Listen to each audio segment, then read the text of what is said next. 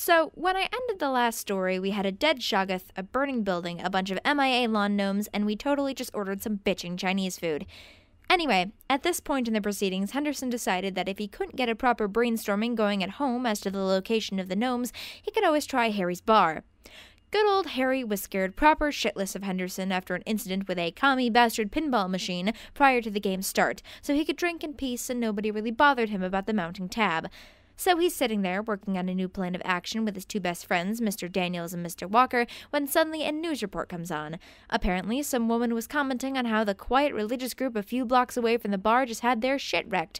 Henderson was very interested in knowing that they were not in fact Mormons, but rather disciples of the Yellow King, which apparently were a radical sect of Buddhism that had the details promptly ignored since there was a hockey game on.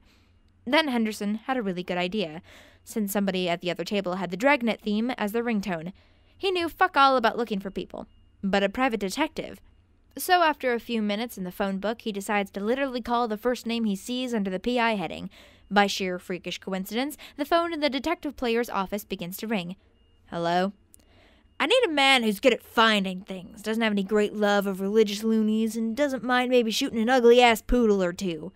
I'm sorry, but who is this? Name's Henderson. I need some help from a professional. No argument here. So you're looking to hire a PI? Yep, had something precious stolen from me. And what was it? Roughly $40,000 in the lawn gnomes? There was a silence both in-game and at the table. What? I'm not saying it was cultists, but I'm pretty sure it was cultists. Or aliens, but that seems unlikely given the circumstances. If you're interested, we can talk down at Harry's on the south side by the river. And then he hung up. Since the detective was quickly getting nowhere with his missing persons case, he decided it'd be good for a laugh. Henderson, meanwhile, had discovered that Harry had acquired a Pac-Man arcade machine and decided to fill the scoreboard with profanity. So when the detective arrives, he asks for some guy named Henderson and was promptly pointed to a man in unusual attire who was teaching a girl how to shoot pool.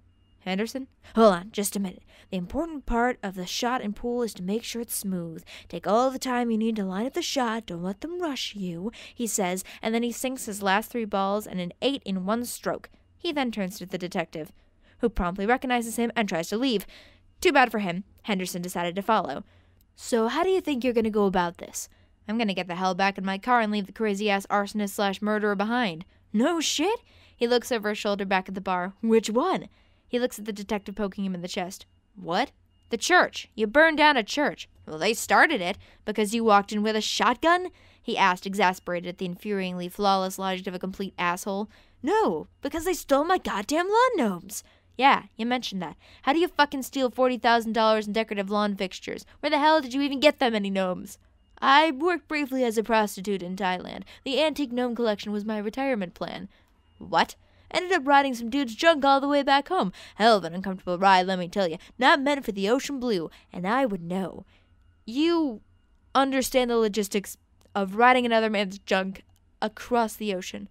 Well, in a general sense, I took a course on shipbuilding back in college. That was before we had these fancy navigational gypsy Pathfinder space ferries. You said you were looking for gnomes. Actually, that was earlier. Just now I was explaining that I knew so much about catching a ride on someone's junk because of vigorous study in my youth. Let's focus on the gnomes. You think they were stolen by a cult. Only thing that makes sense from what I know. I want you to look into this Disciples of the Yellow King, see if they're doing anything suspicious.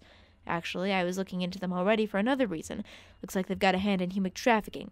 Lawn gnomes? Seems like an odd direction to go in, but I won't deny that they're up to no good.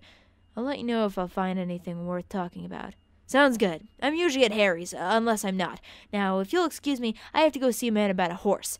Henderson then walked across the street, stole a bicycle, and rode off into a plot hole for a brief period of time. Now, here's the question. Do you guys give a shit about non-WHM related things? Because the rest of us were trying to play a somewhat serious game around him, and wanted to know if you guys wanted the whole story or just shenanigans. Alright, whole story it is. So at this point, the guy blamed the detective decided to give my character an easy in with the group since poor Jimmy was still in his lonesome for the moment. In rolls James Fink, one of several characters whom Henderson killed, and the only one besides Simon whose name ever got remembered by the rest of the group. James is a longtime friend of the detective, whose name I just remembered was Albert Johansson. Back when Al was still a cop, Jim was a thug for the local mob. They worked at the ladders of their respective organizations, gained the respect of their co-workers, and eventually ended up leaving their jobs on good terms with their bosses. In Jim's case, it was because his wife had a baby on the way then and asked him to find safer work. Al ended up in a shootout where his partner got killed fighting against a bunch of crazy meth addicts. Shortly after quitting, they ran into each other by coincidence and discovered that the other one was the bastard who kept wrecking our job / getting away and ended up becoming fast friends. This continued on a fairly regular basis for several years until the Henderson situation, and Al decided he wanted backup, and there was nobody in the world he trusted more. "So," Jim said as he walked into the office, "who's the client?" "Some crazy motherfucker named Henderson." "That his first or his last name?" "Man, I have no fucking clue." "Alright, so what's he want?" "Apparently he thinks a cult stole his antique lawn gnome collection. So drop the nutta. 2 good reasons not to. The cult he's accusing I honestly believe to be involved in both activity illegal and bizarre. The other is that any man who can afford to have just 40 grand in lawn gnomes lying around can write a paycheck." "Why the hell would somebody have 40? Don't tug on this particular string, Jim. Trust me, just don't." "So what's the first lead?" "Well, I was gonna kick around in the ashes of the church my new boss burned down and then see if there were any witnesses." "Wait, our boss caused that church fire?" "Yeah, so you're in?" "You kidding? I need to see how deep this rabbit hole goes." That evening they went to the site and discovered the Shoggoth's corpse. There wasn't enough left of it to force sand checks, but plenty to make them start asking some pointed questions. The professor ended up on the list of people to look into when his body was identified, and then they found the page of the Necronomicon. Recognizing the occult symbols on it, the detective dropped it off at his office while he went to ask if he could borrow a notebook out of the cold case evidence lockers. Henderson, meanwhile, discovered that during a recent bender, he had agreed to chaperone a dance at the local high school, so he swings by the detective's office to let him know where he'll be. So he's at the office, and he meets Jim, asks him to pass along the info to Al, and then snags the scrap of the Necronomicon on the way out the door saying he needed paper. Jim failed his spot to notice which sheet he took. The GM fudged it, probably assuming Henderson was going to read it, and so he could kill him off via sand damage. Boy, howdy was he wrong.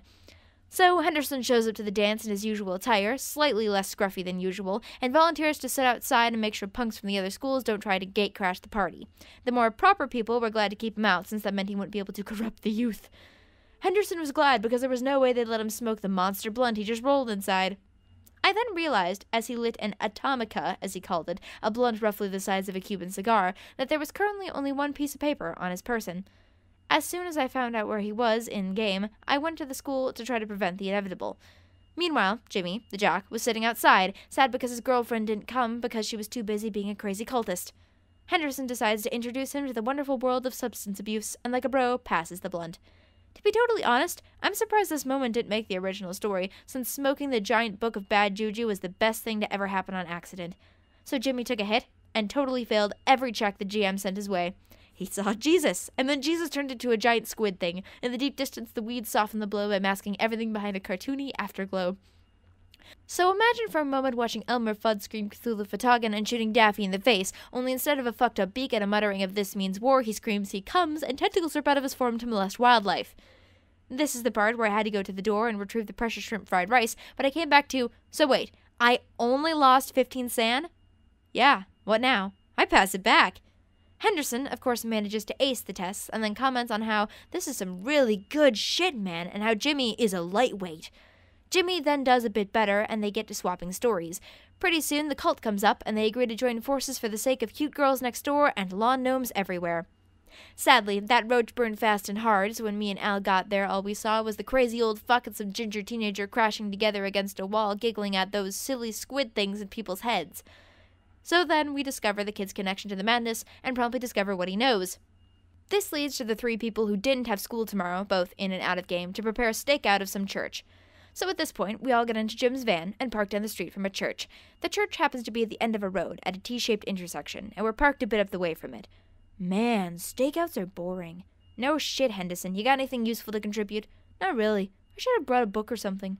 Would you really be paying attention to the building if you had reading material? Not really. Then I guess that would defeat the purpose of a stakeout, wouldn't it? Not if you 2 were watching. Hell, we could have 2 of us watching the 3rd man playing bait. You'd volunteer for that? Beats the fuck out of sitting in a van with 2 dudes who won't even let me smoke. Didn't you smoke evidence last time you lit up? I regret nothing. Fuck it. You guys hungry or something? I'm gonna go grab some munchies from the gas station. Bring coffee and some cheese doodles. Alright, be back in... fuck it. Just leave the doors unlocked. And he went in search of snacks. When he hopped out of the van, one of the cultists happened to see him on a lucky roll, and as he walked around the corner into the gas station, they ran and beat the shit out of the 2 of us left behind. About the time we got dragged into the building, Henderson had finally gotten out of the bathroom. About the time we got tied to the altar, Henderson had stopped to try on hats. About the time the ritual reached its height, Henderson was debating which AC/DC album was the best for the cashier. The end result of that argument was that while they couldn't decide if Back in Black or Dirty Deeds was the best album, Black Ice was pretty boss and heralded only good. So then, with some tense tests of willpower and resolve, Al managed to free Jim and hold off the cultists while an evil presence slowly took chunks of his sand score until he was no longer able to resist. Smiling in malicious glee, Hastur began to stalk his new prey. At this point in time, Henderson had just walked out of the store, just in time to see my character get murder-glumped by a monster wearing my friend's face. So he does the only logical thing he could. He stole a fucking fuel truck. So then we find out he was packing C4 and was making all sorts of tests while gutting it down the road towards us. He made it and bailed just in time for the truck to hit him off of me and run my ass over. Hastur rode that truck to its end while Henderson placed a call to Jimmy.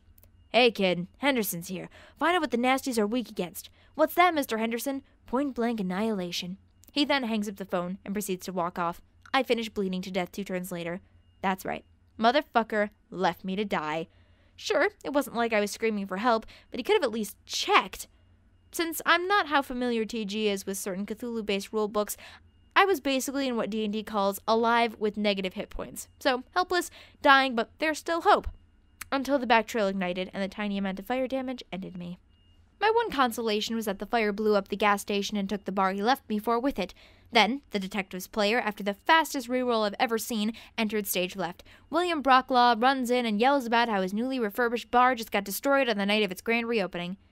"Hey, man, if it makes you feel any better, I can help you get back at the people who did this." "Who are you?" "Name's Henderson. This is my right-hand man, Rupert." "And you know who did this?" "I'm fairly certain I do. Ever hear of the Disciples of the Yellow King?" "Are you saying that this was done by cultists?" "Look, I'm not saying it was cultists, but it was probably cultists. Come on, your bar might be gone, but it's not the only watering hole in town. Ever hear of a pub called Harry's? You look like you could use a drink." At Harry's bar, he got filled in on what Henderson knew, while getting a couple of drinks on the house. I probably would have been there too, were I not slightly pissy about losing 2 characters in as many sessions. So after a few minutes back and forth, Will decides he'll get on it if Henderson can provide some proof as to the whole evil cultist thing. "So why'd you decide to go after them?" "Revenge, mostly." "Really? What happened?" "Same bastard who blew up your bar killed 2 of my buddies. This is after they stole all my fucking lawn gnomes." "Damn, tell you what, when we catch the guy, I'll hold him still while you kill him." "Mighty generous of you." This was the point where we called it for the evening, and at the start of the next session, Henderson headed up a daring plan to kidnap one of the heads of the cult. I'll tell that one next time, but quick spoiler, I managed to get 3 of my own characters killed in one session. Yeah.